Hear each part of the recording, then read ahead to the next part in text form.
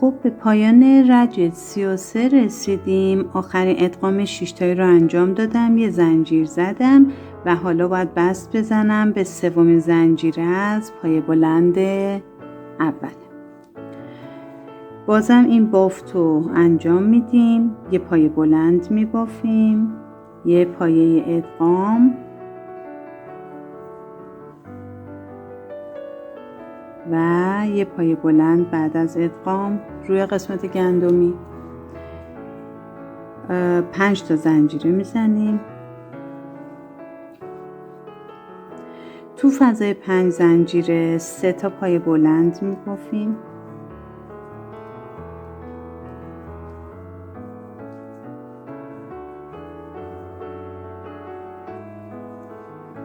توی فضای 3 زنجیره بین 2 تا ذرتی اول و دوم 4 تا پای بلند میبافیم.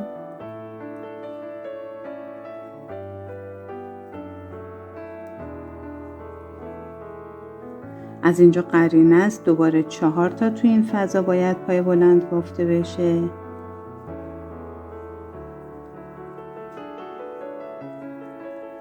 و تو فضای 5 زنجیره 3 تا پای بلند.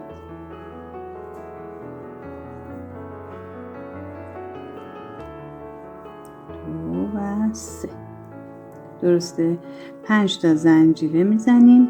ببینید پس اینجا به این ترتیب شد. 5 تا زنجیره 5 تا زنجیره و دوباره میرسیم به این بافت. از پای بلند اول که روی قسمت گندمیش میبافیم، بعد پای ادغامو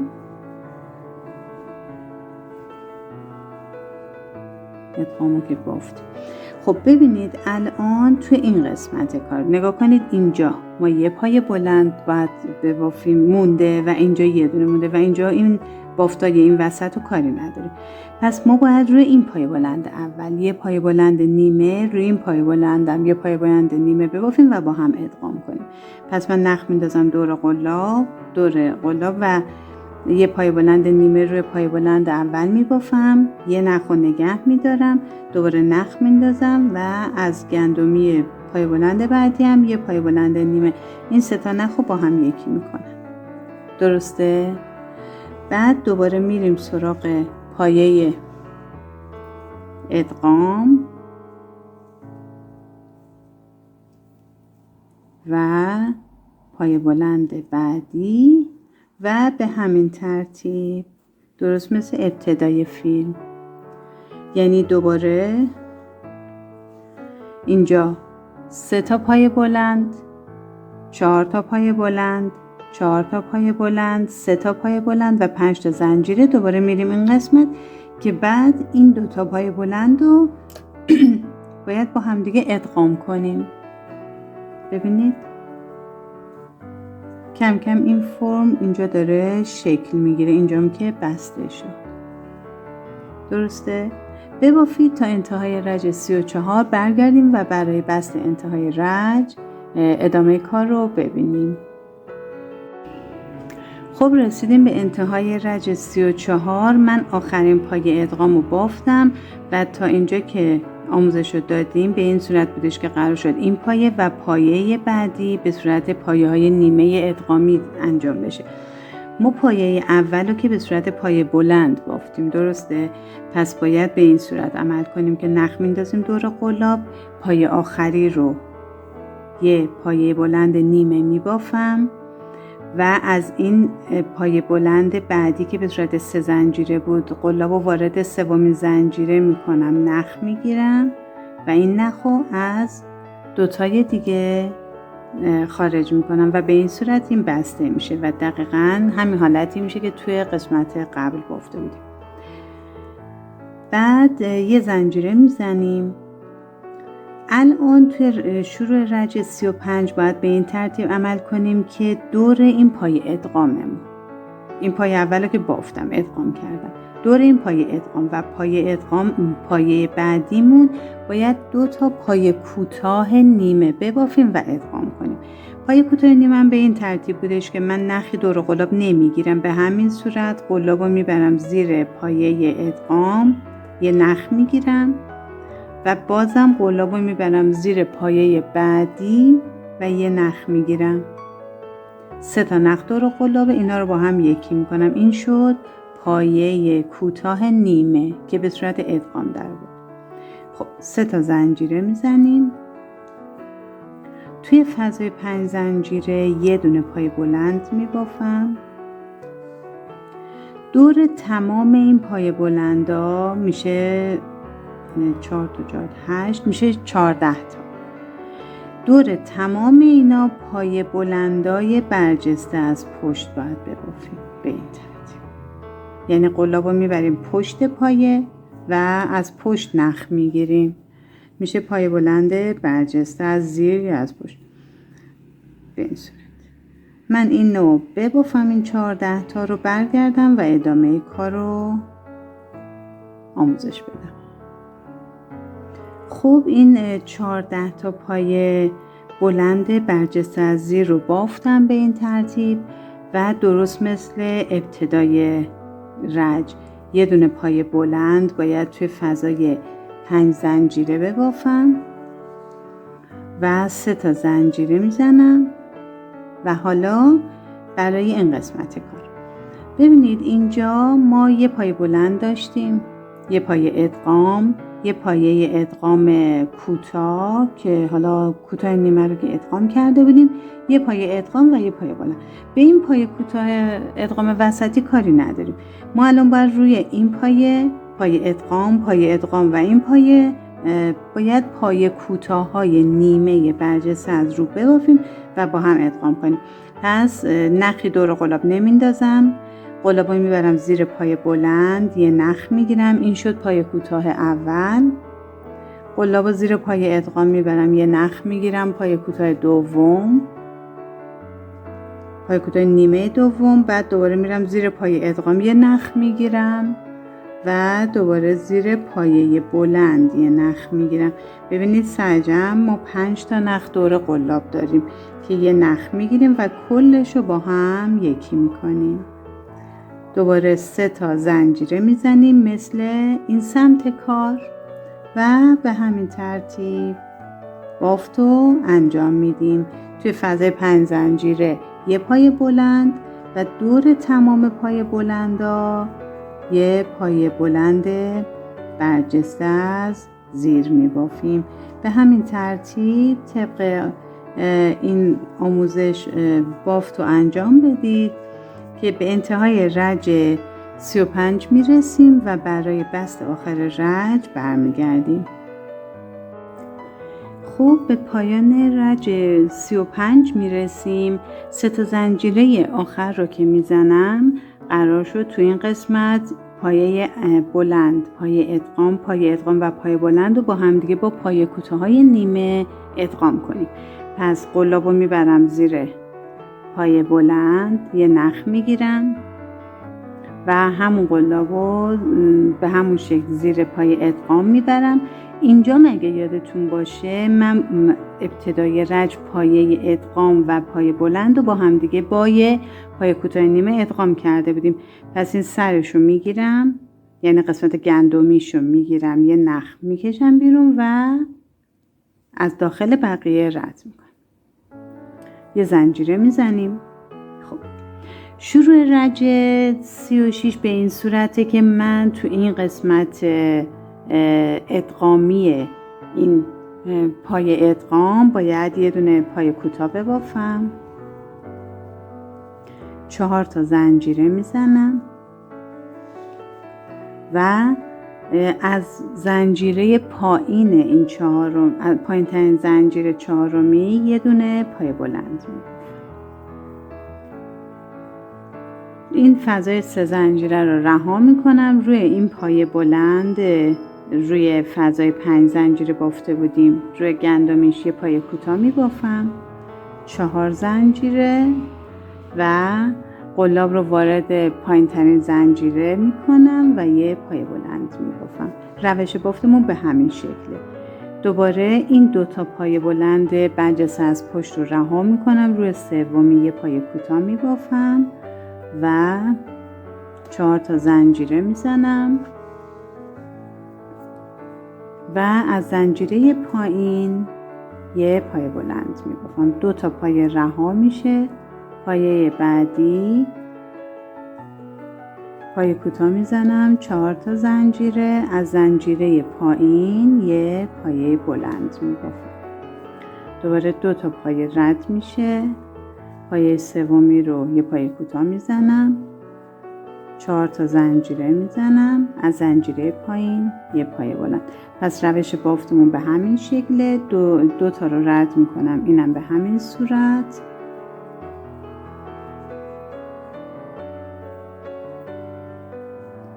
و 2 تا رو که رد کنم ببینید میرسم دوباره به همین پایه‌ای که روی 5 زنجیره بافته بودم، مثل این ابتدای رنج. پس روی این یه پایه کوتاه میزنم و 4 تا زنجیره میزنم و یه پایه بلند از زنجیره پایین و مستقیما میرم رو قسمت پایه کوتاه‌های نیمه روی گندمیش یه پایه کوتاه و دوباره به همین ترتیب 4 زنجیره از زنجیره پایین یه پایه بلند میبافم و وصل میکنم، یعنی 3 زنجیره رج قبل رها میکنم روی این پایه‌ای که روی 5 زنجیره بافته بودم، یه پایه کوتاه میزنم و ادامه کار. ببینید به این شکل میشه. پس برای اینکه اشتباه نبافیم میشمریم از این قسمت تا اینجا 1 2 3 4 5 6 7 تا از این فرم 4 زنجیره ها ما داریم. درسته؟ ببافید. به انتهای رج 36 که رسیدیم برای بستش برمیگردیم. خب به انتهای رج 36 رسیدیم. آخرین 4 زنجیره و پای بلند رو بافتم و بست میزنم به اولین پای کوتاه، یعنی گندمی اولین پای کوتاه ابتدای رج. پس به این صورت در خب شروع رج 37 به این ترتیب هستش که من با یه بست وارد این فضای 4 زنجیره میشم. همینجا یه زنجیره میزنم. این میشه اولین پای کوتاه نیمه بافتم که بعد انتهای کار باید بهش بست بزنم. و 3 تا زنجیره میزنم. 1 2 3. داخل 4 زنجیره بعدی یه پای کوتاه و روی این پای کوتاه باید یه پای بلند ببافم. 3 تا زنجیره و یه پای بلند دیگه همونجا میبافم و یه بست میزنم روی یه پای کوتاه میبافم روی 4 زنجیره بعد از خودش. به این صورت میشه. دوباره روی این پای کوتاه یه پای بلند میبافم.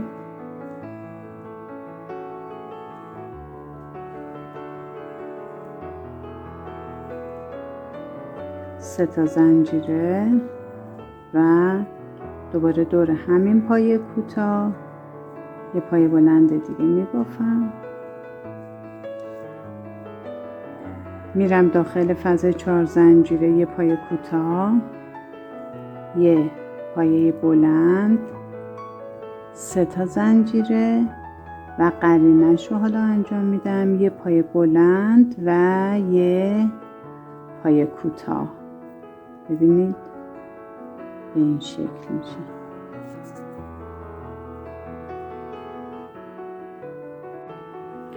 ادامه بافت پس به این صورت شد. ادامه بافت توی پای کوتاه بعدی یه پای بلند میبافیم و 3 تا زنجیره و همینجا یه پای بلند دیگه. میریم داخل فضای 4 زنجیره بعد یه پای کوتاه میزنیم. دوباره دور پای کوتاه بعدی یه پای بلند، 3 تا زنجیره و یه پای بلند دیگه. دور پای 4 زنجیره بعدی یه پای کوتاه میزنیم، 3 تا زنجیره و مستقیما میریم دور پای کوتاه بعدی، دور 4 زنجیره بعدی یه پای کوتاه نیمه. ببینید 2 تا 4 زنجیره هایی که دو طرف این مرکز هستن، دور این یه پای نیمه میزنیم، پای کوتاه نیمه، و دور بعدی هم یه پای کوتاه نیمه. این 3 تا نخ رو با هم دیگه یکی میکنیم. ببینید به این شکل شد.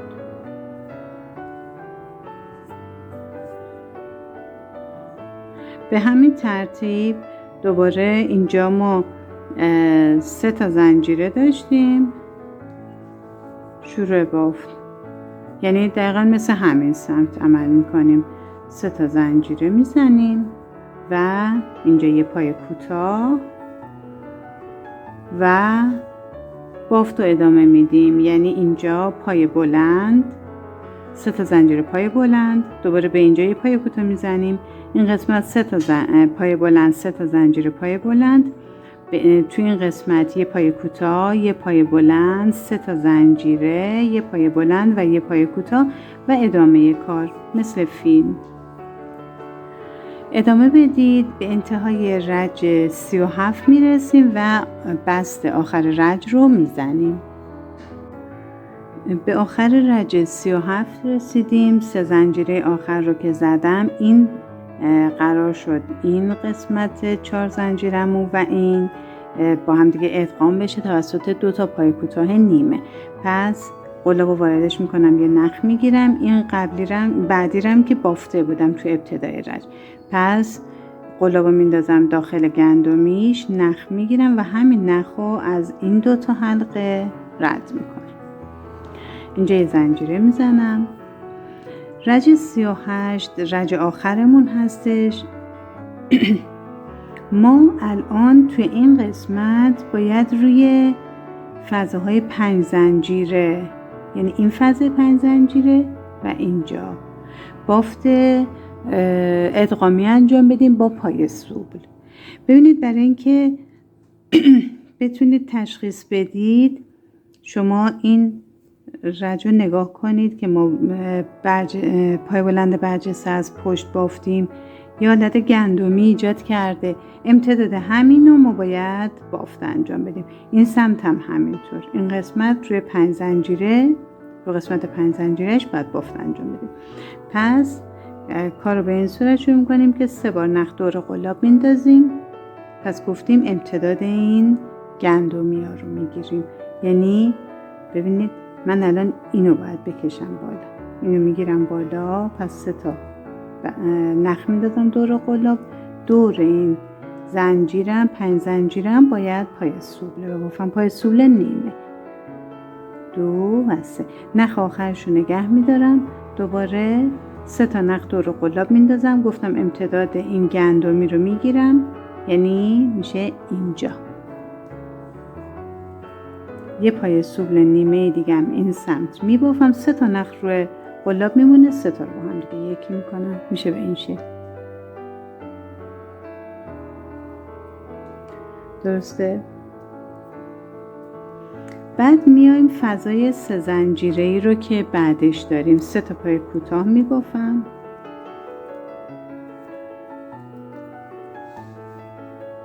یه پای کوتاه و یه پای بلند رو رها میکنم، داخل این فضا یه پای کوتاه میبافم،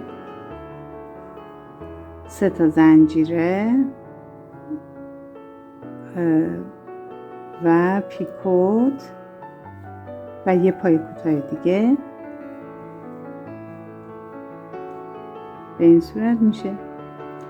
اینجا یه پای کوتاه رو میبافم، پای بلند رو رها میکنم، داخل این فضا 3 تا پای کوتاه دیگه میبافم،